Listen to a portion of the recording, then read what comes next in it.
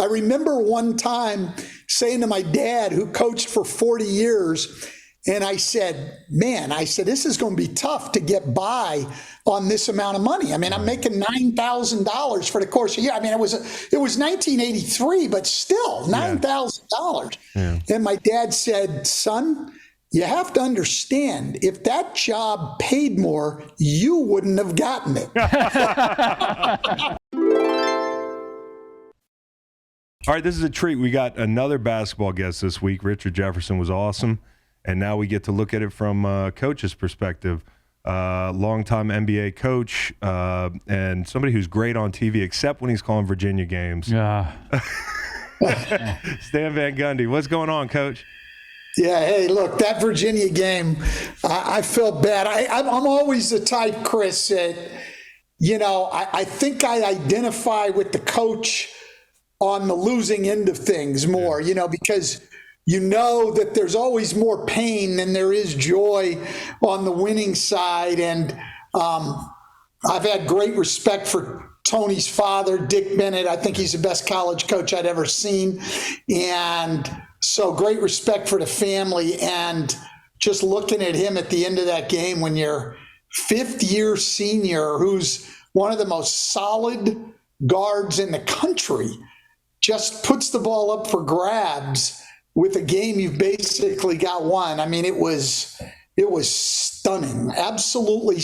I don't get too surprised at basketball games. We did not get surprised because we've done this drill before as Virginia fans. We're long suffering with a national championship mixed in. Yeah, national championship. Stan's reaction. Say, you're not that long suffering. But your reaction of shock and surprise was actually a little comforting. You looked sad, and that made me feel better as Harlan's trying to get you guys to lay out. Yeah. Because most people hate us, so it was good that you actually had some empathy in the moment.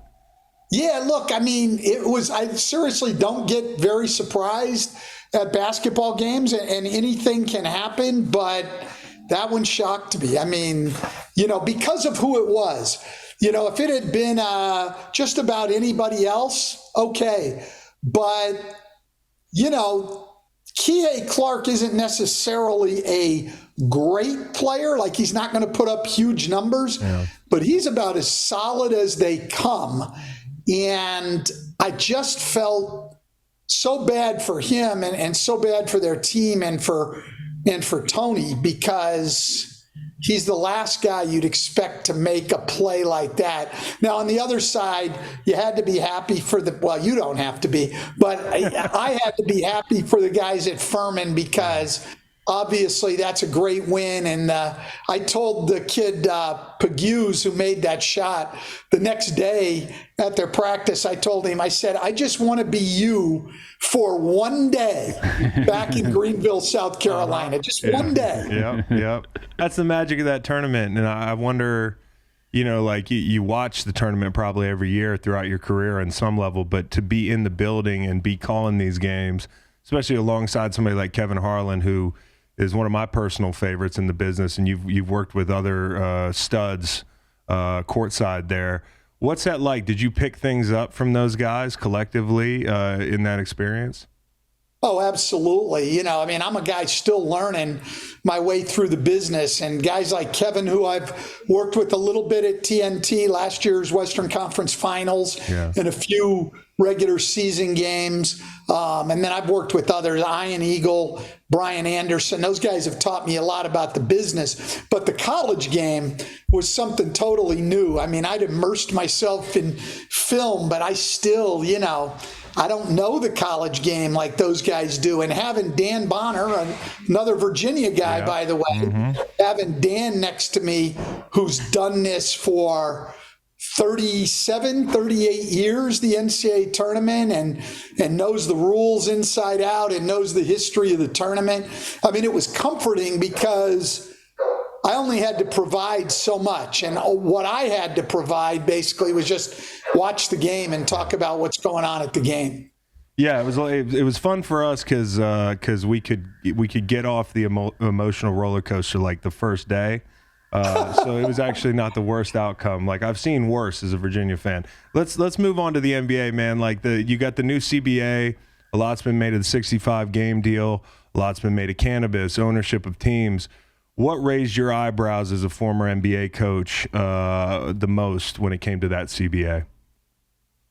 Well, I think a lot of it was good stuff. A lot of people have been critical of the 65-game minimum for awards, particularly because, all NBA teams, has a lot to do with how much you can make, whether you can get the supermax contract or not. I really don't like that there's a financial part of that because it's media guys voting for that award. It's people like us. Like, I don't see every game every team plays. I see a lot. But I don't think we should be affecting how much money guys are eligible to make. But with that said, I thought it was a good move to establish a minimum number of games. And the people I've talked to who voted are happy about it. Some people disagree with the number, but what they like, the voters, is it takes a lot of those decisions off their shoulders. They don't have to say, well, I know Devin Booker's one of the best guards in the game. He should be on the All-NBA team, but he's only played 53 or 54 games. Same with Steph Curry.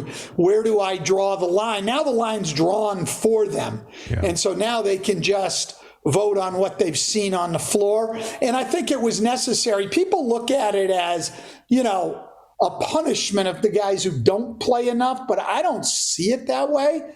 I look at it as, number one, let's reward the guys who do play, but also, look, you have to do a lot in those 53 games to produce as much as a guy who's played 77 games. Yeah. There's a 24-game difference where you've produced zero for your team, zero. Yeah. And that guy's done whatever he's done. So I like that. I like the fact that salaries can go up a little bit higher. You can increase by 140% on the extensions. I think that's helpful.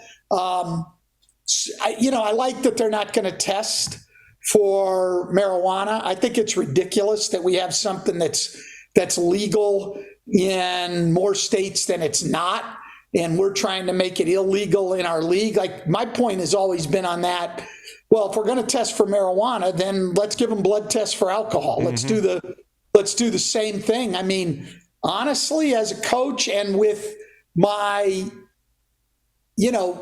somewhat limited knowledge, which I'll admit to, but I always felt like, Chris, as a coach, if my athletes were going to have to use one or the other, I'd rather have them smoking marijuana than drinking copious amounts of alcohol. Yeah, exactly. I think it'll affect performance less, the marijuana. So I was glad that went. I thought they did a good job. The biggest thing, what stood out the most, is they got it done. Yeah. And I think, we've had lockouts and things like that and a lot of acrimony. I think getting it done and getting it done early so everybody can go about their business for the rest of this decade was a huge move.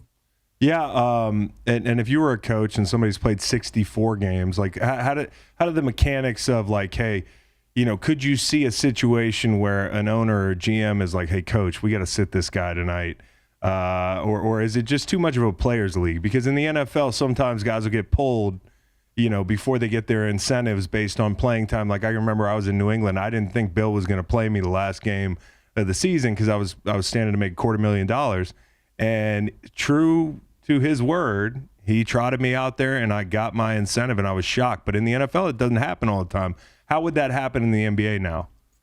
Yeah, there are those in the contract.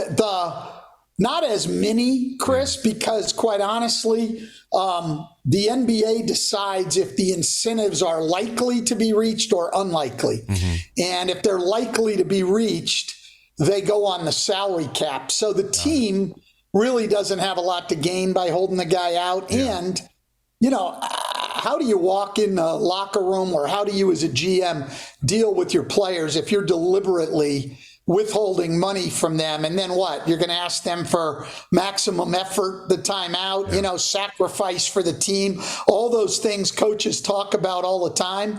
And you're going to deliberately pull money out of a guy's pocket.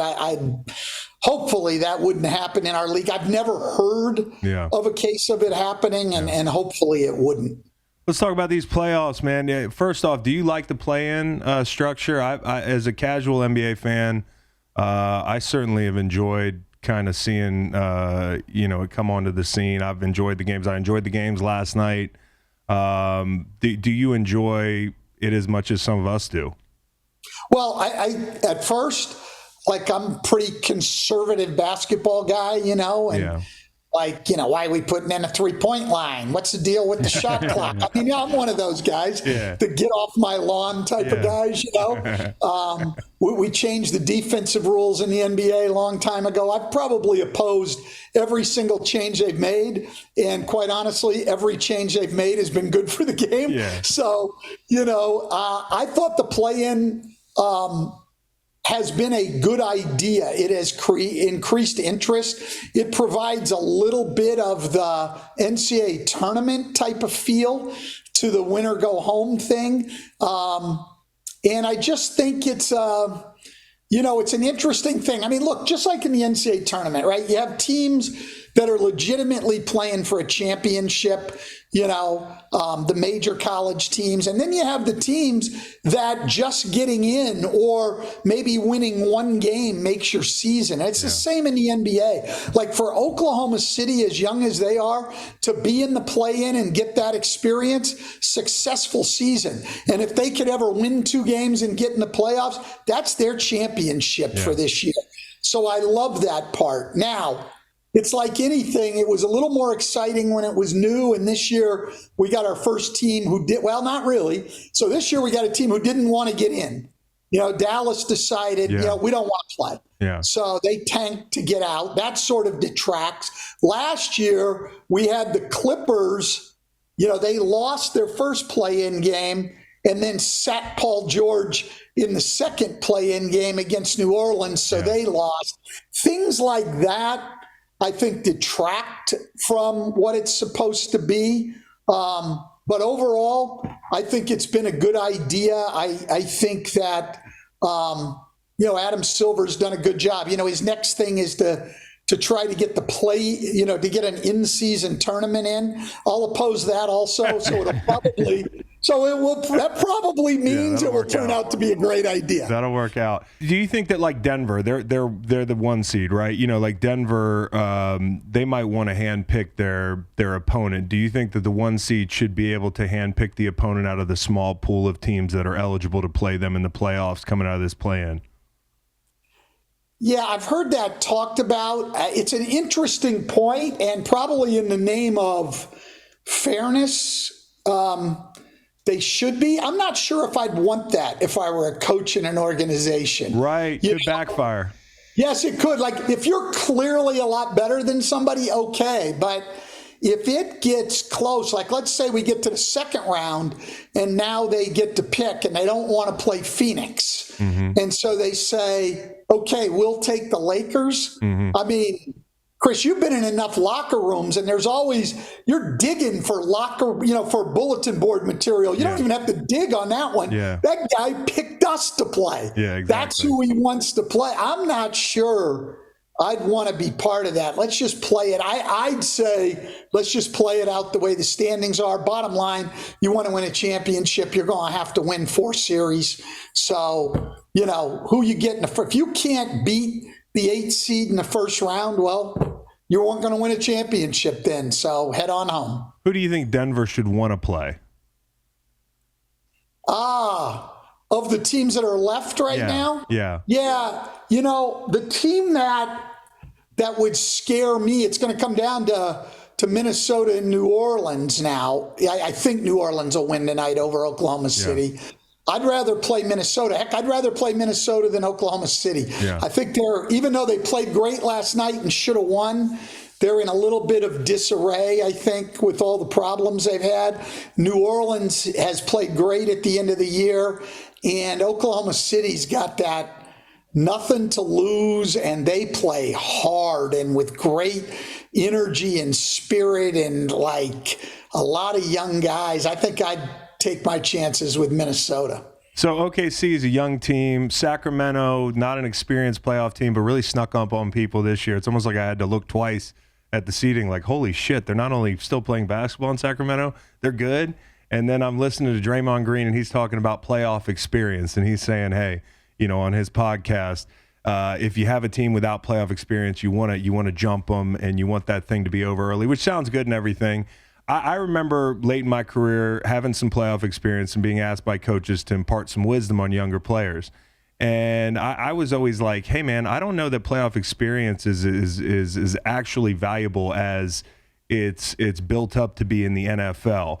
Because you see good players making mistakes, boneheaded shit all the time. You see young players making great plays. At the end of the day, it's an extension of continuing to do your job. In the NBA, what is playoff experience like? And if it's real, where does it actually show up? Like, the cliche is I know the cliche, but in what parts of the game, on the court, off the court, does playoff experience show up? And is it valuable? I mean, it's valuable, Chris, but I'll take talent over playoff experience any day of the week, and I'll take a team that has built great habits throughout the season and executes and things like that. I'll take that. I do think where experience gets important is number one, and it's probably only for the first quarter of your first road game, but the atmosphere is going to be different. The arenas are going to be different. It's going to be noisier, the whole thing. I think with today's young players, a big one with experience is there's heightened scrutiny. And I don't know if you went through this as your career went on, but social media tears a lot of these athletes up right now. And they have a problem dealing with it. They'll look after a game and, or their boys will point out to them, like, this dude said this about you. And they're on there and they're taking this to heart. Well, it's going to get a lot worse in the playoffs. And so if you don't have the maturity to deal with the scrutiny, you can get eaten up by the playoffs. And then I think on the court where it shows up is the adjustments from game to game. And I think what young players have got to understand, they may go out and have a great game one. Well, guess what? They're not going to play you the same in game two. Right. There's going to be different schemes, different defenders. You're going to have to adjust. And it takes time, I think, in your career to be smart enough and mature enough. I shouldn't say smart, but mature enough to be able to handle adjustments, be ready to adjust. You talked about bulletin board material a little bit. You alluded to it. We talked about motivation and the scrutiny. How would you feel if one of your best players had a podcast like Draymond's? Like, if he handles his business on the court, I do believe some players, they're impervious to that kind of, feeling that hot lamp on them. But how do you feel? Do you feel like that heightens the scrutiny, or is that a team that's kind of exempt from this conversation because they are so experienced? Yeah, I think you hit it on the head right there in your question, Chris. It's an individual thing. Some people can handle it and it's not a distraction and can go out and play, while others, I think, need to lock in a little bit more. As a coach, bottom line is, like, look, I really can't or don't think I should be inserting myself into anything other than what's going on in the court, game, practice, everything else, what happens in the locker room. But when you leave the building, there's certainly worse things you could be doing than hosting a podcast. These are professional athletes. I think it's what's different than college. We're not responsible for every area of your life, nor should we be. And I think you treat people like men, and their responsibility is whether it's they got to be ready to practice, ready to prepare, and ready to play. Yeah. How about the Gobert situation the other day? I know you've played on some teams where it's the old NBA. It was fiery. It's still fiery. Like, there were fights in the NFL in practice. There's that sort of thing. How does that process go when two guys get into it? And then how does that healing process, like, where do you insert yourself in that healing process? Because say Minnesota, gets a win in a couple nights, they're going to have to play together, and they're going to have to go play a series together. And I wonder what the coach's responsibility is when two grown men get into it, or is it like, hey, this is between y'all got to figure it out?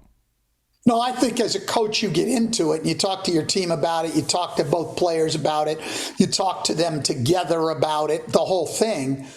But you do just move on. Like, you know it better than I do. I was never a player, so you know it better than I do. Players are better than coaches, in my opinion, about being able to move on. They get it. Like, tempers run high sometimes. You're in there, something happens. My experience has been players do a pretty damn good job of moving on from it and understanding that happened. And I also think professional athletes, for the most part, they don't have to love the guy they're playing with. The guy just got to do his job, and I got to do mine.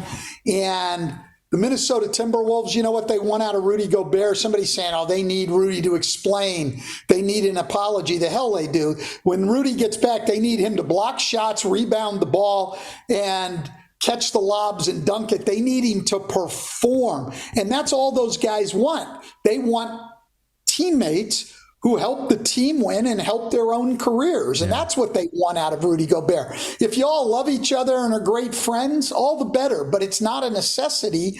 And you and I have both seen teams where guys were close friends, but you didn't really see chemistry on the field or on the court. And on the other side, you've seen guys who've never spent a minute together off the field or off the court, but when they get out there, they play great together. Yeah. So I don't think the two things really have any relationship. And I think if Rudy Gobert comes back and plays Friday night, he'll be fine. And I think the team will be fine. Stan, who was the most combustible player you ever coached? Well, I actually never had anyone throw a punch at another player in a timeout. I'll say that. That's a low bar. I had a lot of guys who wanted to punch me. Yeah. I think Chris can relate to that probably with coaching. Yes. I had a lot of guys who wanted to do that. I mean, probably the most combustible guy I had was Rafer Alston in Orlando. I mean, he was his temper would get the best of him and things like that. He tore up a locker room once after a playoff loss. Actually, when I had him in Orlando, in Miami, he tore up a locker room and he'd have some stuff like that. But ask anyone who ever played with Rafer Alston, they'd want to play with him again. I mean, unselfish, played hard, smart. I loved coaching him, but there's just some guys, I coached Udonis Haslem his first 2 years, and I'd yell at him on the court, and he would go down the court swearing at me under his breath, all the time. And not that much under his breath because I could hear him. Yeah, it couldn't be. But then he would do exactly what needed to be done, whether it was on offense or defense, to help our team win. So, people react different ways. I never did. Chris, I'd be interested in your take. I was never really concerned about something that was said in the heat of battle. Yeah. Now, if somebody came in the next morning when he'd had time to cool off and was ripping his teammates or something, now we got a problem. That's a whole different deal. But in the heat of battle, Chris, I would agree. I would agree. We had football fights, and the thing was always, hey, don't let it go to the locker room. Leave it on the field. I mean, I've gotten into with coaches where me and my position coach were not going to speak the rest of the fucking day. And at the moment, it seemed like maybe the rest of the year. But usually cooler heads prevail, and you realize that this is a high-pressure business, man. And even the best of us get pushed to places where we're not really proud of what we say in the moment sometimes. And so I think communication is huge. If you have that bedrock of good communication on your team, you're going to be able to get out of these situations the way you got into them. Yeah, absolutely. And look, I think I can come from that point of view because I know how many times I crossed the line with players, and got out of control. So certainly I was never one that was going to, overreact to them crossing the line, because I crossed the line first and sort of instigated the whole thing to begin with. Yeah. But those kind of things happen. And I think you hit it on the head, the communication. And if you've built a relationship where I know that you're giving me everything you've got and you want to win, and you know I'm doing the same, well, we're going to get past that. Now, if there's a true lack of respect, like I don't think you give an effort, or I don't think you're focused on what goes on, or if you don't think that I'm being honest or whatever, now we've got a problem. Yeah. But a lot of times it's just heat of the battle stuff between two people who probably have great respect for each other. My guess is Kyle Anderson and Rudy Gobert have respect for each other as players and as men. But, here's the other thing. I don't think you can understand it. I don't think people take into account enough. You're with these people in highly competitive situations for 8 months straight, every single day. I don't care who you're around for every day for you. Exactly. You annoy the crap out of each other. I mean, think about it in our families. I mean, we love our families, but you get annoyed with each other. You're around them every day. And now you take a team and you go out in these competitive situations and you think it's going to be all lovey-dovey all the time. It's not realistic. Yeah, if we worked in an office, it might be less healthy because some of those things never get aired out. The temperature's not high enough, and I think sometimes you got to air those things out. If there's tension, a pipe has to burst, for us to get past it. And so I don't know about basketball. I know football in that situation. So sticking with the bubble for 1 second, I'm going to move on to your career because there's so many interesting stops. Jimmy Butler guarantees a win. When you read that, or that gets to your desk and your SPO, now take Jimmy Butler out of it because maybe it's like, well, Jimmy Butler can kind of do what he wants. He's earned the clout to do that. But what does that do? Like, what's the ripple effect of that the day of the game when you read something like that? You know what? I don't think you worry about it. First of all, you're going to see it in probably most of the playoff series that we have this year. Somebody at some time is going to guarantee a win in the series. I mean, come on, those things have been going on forever and they don't have an effect one way or another. And as much as people, including coaches and everything else and players, want to make of the bulletin board motivation and all of that, whatever emotion it is carrying you into a game, at least in basketball, that's going to carry you about 4 minutes into the game, and then you're back to your habits and your skills and your abilities and your focus and everything else. Like you just can't carry emotion for 48 minutes. And that's why, from a coaching standpoint, I think what you focus on all year long is building winning habits, because if you can only play well when something external motivates you, well, you're going to be good for us for about, 60 minutes a year out of 82 games. It's just not going to work. So a lot of talk about tanking right now with Wembanyama, and obviously he's a transcendent prospect. There are varying kind of opinions on what if tanking is good for the league, what have you. Take me inside the mind of a coach who's actually got to carry out that task. Not saying you've had to do it, but how do people actually do it? I mean, there's obviously you can sit guys, but what goes on in a situation where somebody's tanking? It's always the front office. Yeah. I mean, I don't know of a coach who's ever decided to tank. Right. First of all, coaches are the only one that they put the record beside your name. Right. I mean, you can look up on any database. I can look at every NBA coach and I can tell you his career record as soon as I can't tell you that with a GM. Mm-hmm. They never put his record on there. Start doing that, number one, and we'd have less tanking. I like that. But these guys never have their record. So players and coaches, listen, you would never be able to tell a player or a coach, hey, we want you to go out there and lose. It's just not going to happen. So what front offices do is they work with their medical people and whatever, and they make up whatever they need to make up, and they just sit guys out of games, and now the teams who tank all year long, look, they just don't go put together a roster that has a chance to win. So, Detroit, Houston, San Antonio, they didn't go into games and say, hey, guys, we don't want to win today. They simply weren't going to be good enough to win with what they had. So that's the tanking. I don't think the league sees it as a problem. Attendance, we just got word this year, all-time high. When the new media deals come up, they're going to get even more money.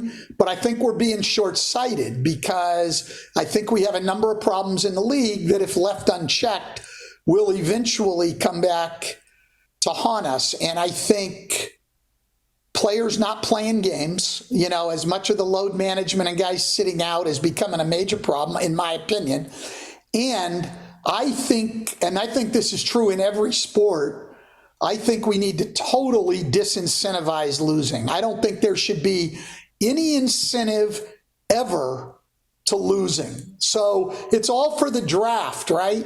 So in the NBA, I've seen two proposals I like. One, get rid of the draft. No draft. Everybody coming out of college is a free agent. Right. We've already got the salary cap. If you want to go give Victor Wembanyama, a $200 million contract, let's go ahead and do it. Mm-hmm. But there's no draft. He can pick. The second thing is a guy in Boston, Mike Zarin, an assistant GM, had an idea what he called the wheel, and it would basically be a 30-year draft plan where 30 years in advance, where you're drafting every year. So in that 30-year time, everybody would get the first pick once, the second pick once, and it would rotate.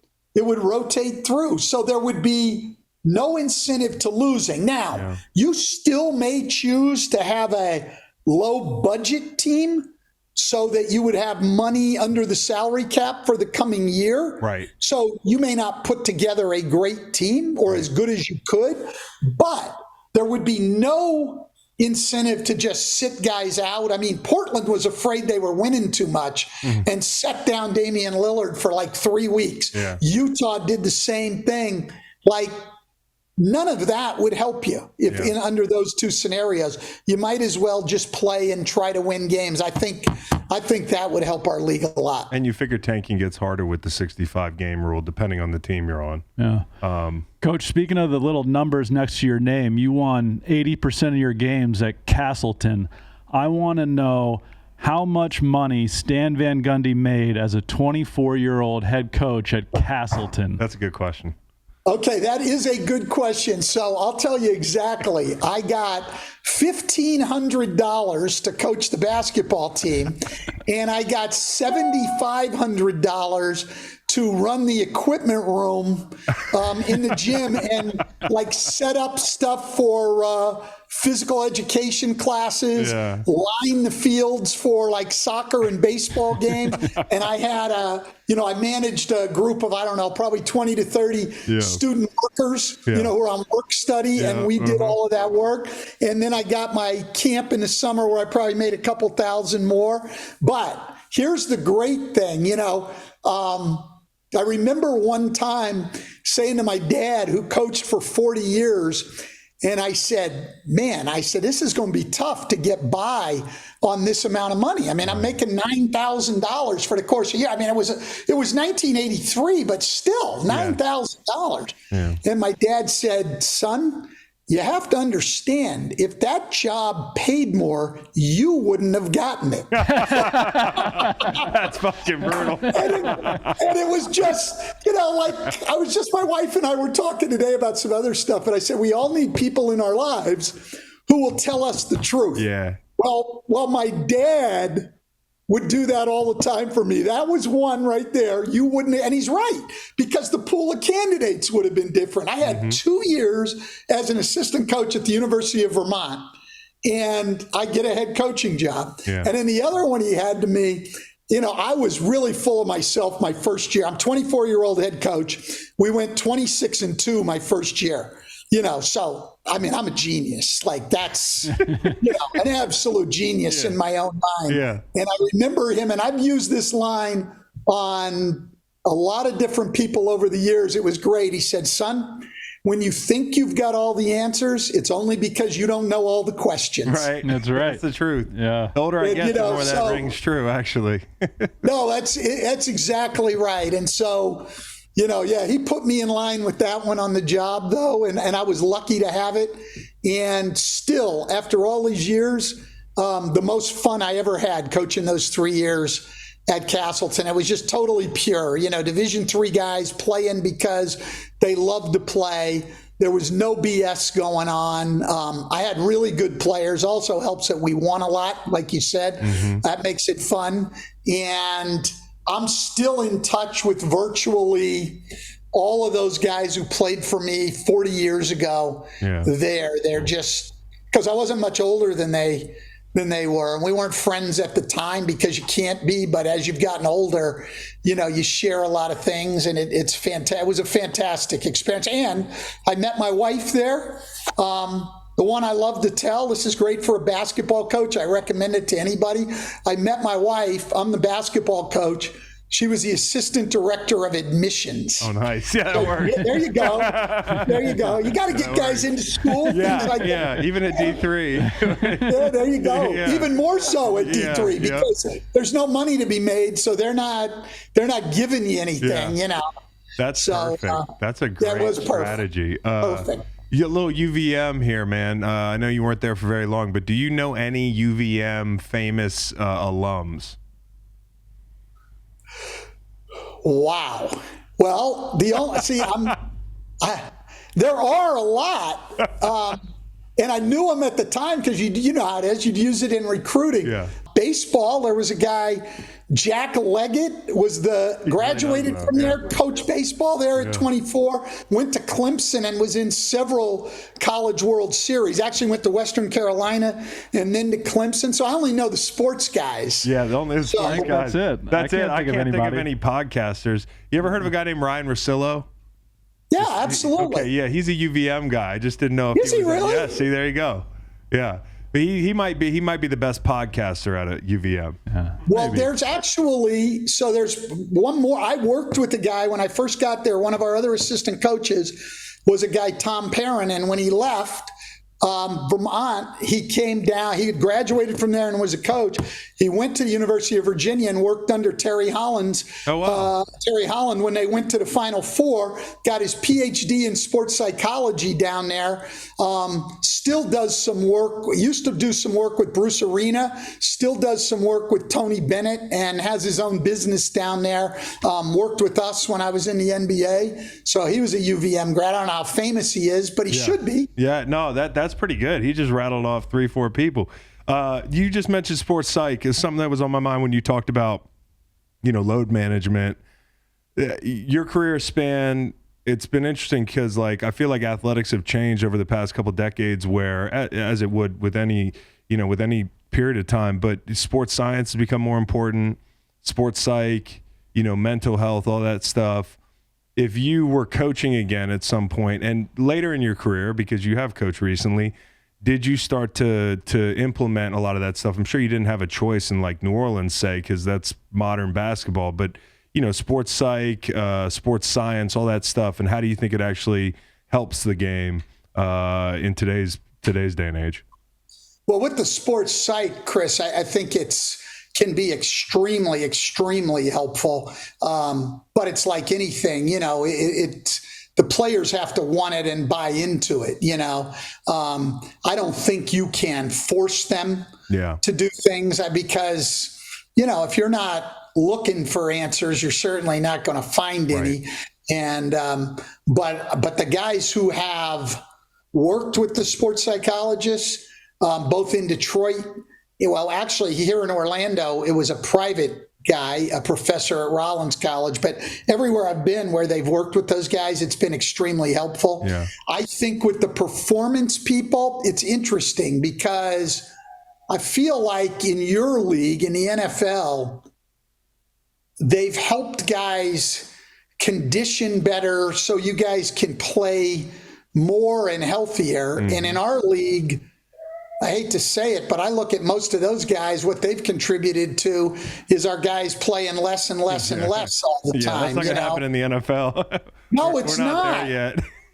No, which is good because I just think I had a great strength coach when I was in Orlando, a guy by the name of Joe Rogowski, and he said to me, that his philosophy always was, the game has certain demands, and as a coach, you decide what your demands are going to be practice-wise.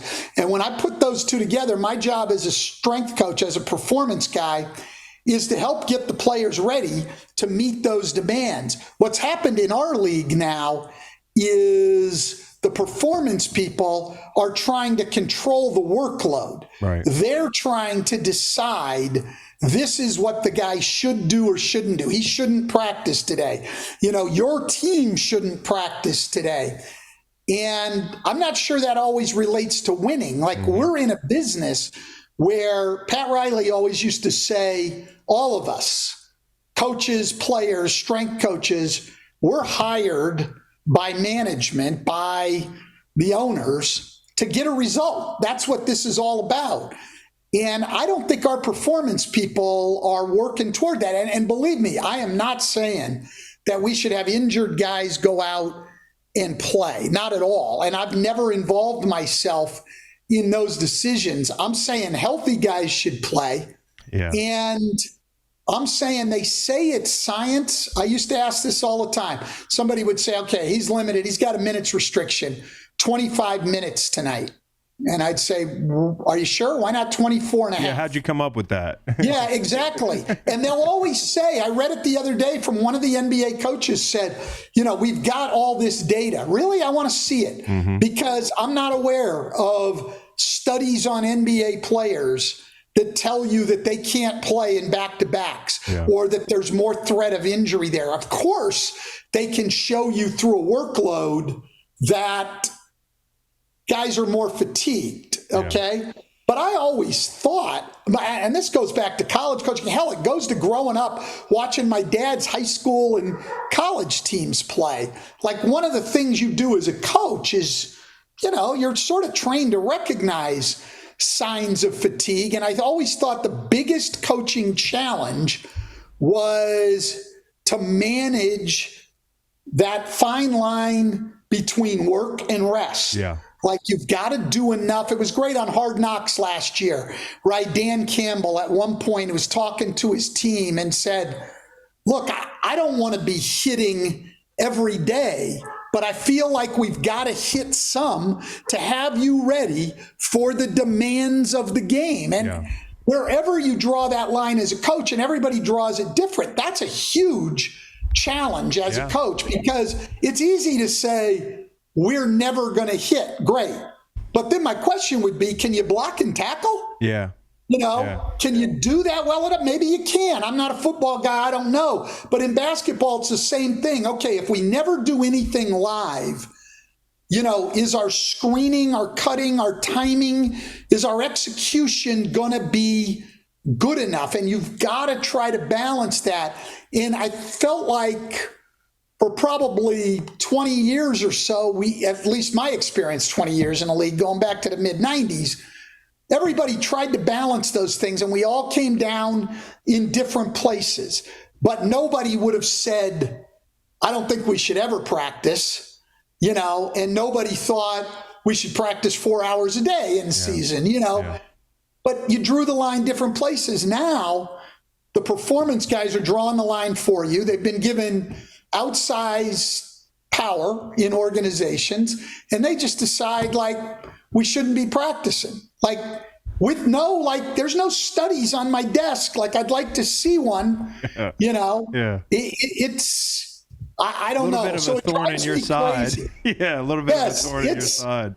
Yeah. I'll tell you what, it's a sore subject with me. And the big problem with the load management is, if this is working, minutes restrictions, guys sitting out back-to-backs, not practicing as much, then my only question is, why are injuries going up? Right. Why are injuries going up? If this is the way, and it's crazy, 30 teams are buying into this. Nobody's questioning it. Nobody's saying, you know what? maybe we've got this wrong. Maybe the problem isn't fatigue. Maybe the problem is we're not conditioning our guys sufficiently to meet the demands of this sport.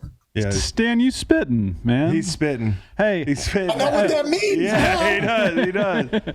along these lines, I've heard you mention this a few times. So tell Chris, tell our listeners why they should be reading Mindset by Carol Dweck.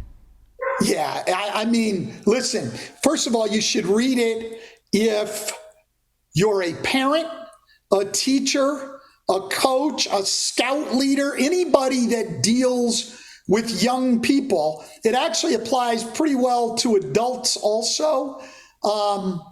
But it's just a really great thing. The gist of it is this, and I apologize to Dr. Dweck right now for simplifying her lifelong studies down to this, but it's really about a mindset of you either have a fixed mindset, which is basically, I got a D on that test, I'm stupid, or you have a growth mindset where you got a D on that test and said, what did I do wrong in preparing for that test? What do I need to do differently the next time?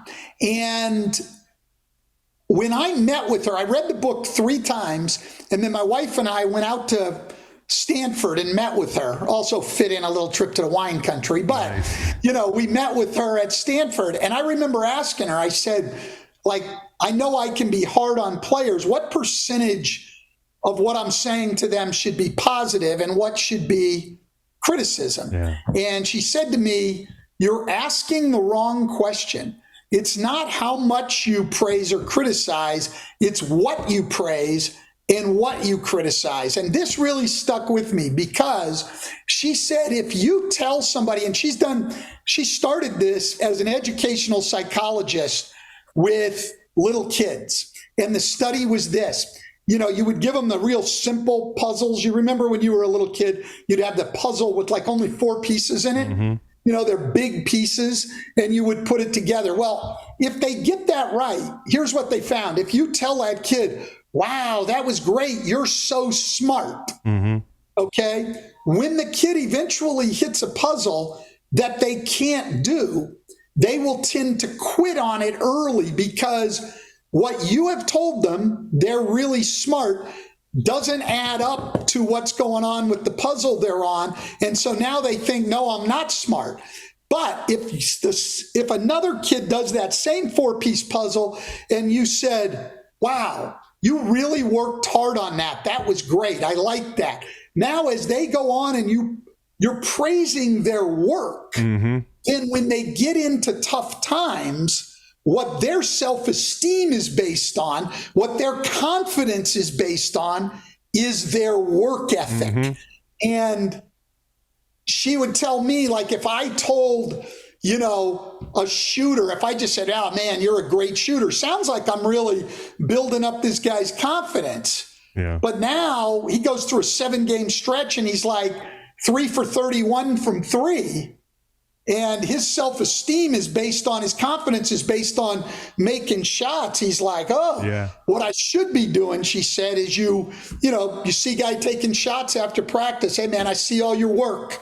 That work's going to pay off for you. Yeah. You're a worker. Yeah. So now 3 for 31 just means I got more work to do. She did a study. She was working for one of the baseball teams in the Bay Area. She wouldn't tell me which one. There's only 2, the A's or the Giants. But she was doing some work trying to help them identify their minor league prospects who would have the best chance of moving up.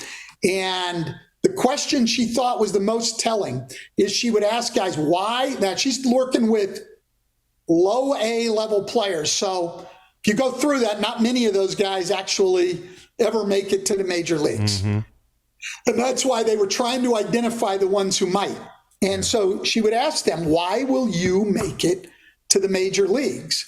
And to simplify, if the guy said, man, I've been the best player at every level, I'll definitely make it. She said, now what's that guy do when he hits the inevitable slump in baseball, mm-hmm. and, goes 1 for 29 over a week at the plate? Where does he do when his thought is, I've always been the best. The ones that had a chance, in her studies were the ones that said, hey, look, I've been through problems before. I've been through slumps. You just keep working. You watch your film, you get your work in the cage and you get through it. Those people had a chance. And so that's the difference in mindsets between I hit a slump and I say, oh my God, I'm 1 for 29. I suck. I'm not going to make it, to I'm 1 for 29. Hey, just got to keep plugging away, working at this, get it better. I've got a chance. That's the growth mindset. So that was a long answer. No, but it resonates. It was a long answer and a simplified answer to a very smart woman who, if she heard this, would say, wait. But I did the best I could. No, you did better than LeBron when they asked him what was in that book that one time at the press conference. Last question for you, Stan. I'll let you go, man. You've been very gracious with your time. You were with Zion. He played 61 games for you. You've praised this guy pretty heavily. What's it going to take for him? Right now he's talking about, I won't be back till I feel like me. If you were still with him, like, what is that about? And how's that process look for Zion Williamson as a young player? Yeah, I really don't know. I mean, we were really lucky that year, I think, that he was able to, and that was a short year. So he played 61 of the 72, and his injuries that year, tellingly too, were he kept getting his hands hit. So all of his injuries were here on his hands, his thumbs. Like, he didn't have soft tissue injuries. He didn't have leg injuries, any of that stuff. And I mean, a lot of it's luck. I get that. But I do know when I got the job, Chris, I called Coach Krzyzewski at Duke because I had Zion and I had Brandon Ingram. And for that matter, I had Jahlil Okafor at that time also. We didn't end up bringing him into the season. And so I just called to talk about the guys. And I remember him saying to me about Zion, he said, Stan, the best way to get Zion in shape and get him ready is he needs to play. He needs to scrimmage in practice. He needs to play in games. He needs to play. He said, I didn't think the minutes restrictions his rookie year were good for him. He said, there's just some guys, they love to play. They want to play. They don't want to be on the treadmill or, running underwater or on an exercise bike. They want to play. And my experience with Zion is he absolutely loves to play basketball. And I never remember a time where we were playing where he was complaining about playing in practice, competing in practice. I don't remember that time. So I know that's not the way to go now. But look, I think it's on Zion. I mean, look, he's got to figure it out, but it's also on the organization. Again, I said this before to all these performance guys. Okay, you've got your approach with Zion. He's played, 114 games in 4 years, 61 of them in 1 year. Yeah. Whatever you're doing, it's not working. Yeah. Like, that doesn't mean what you're doing is wrong. Sometimes you can be doing everything right and it still doesn't work out. I understand that. But what it should at least force you to do is say, well, this hasn't worked. We've got to give serious thought to, is there a better approach? Yeah. And I'm not sure that's taken place there. Well, I know Coach K's advice was probably music to your ears. No minutes restrictions. Let's just get this guy on the court. Coach Van Gundy, appreciate you. Thanks for coming on and spending time with us. We hope you come back again. Love listening to you on TNT, man, and watching you coach was awesome. So thanks for stopping by. Yeah, thanks for having me on, guys. Have a good rest of your day. You too, brother. Thanks.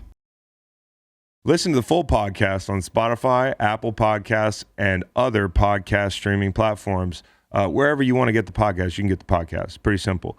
New episodes every Monday, Wednesday, and Friday. Don't forget to like and subscribe for more content. Podcasts get pretty wild. This is real tame.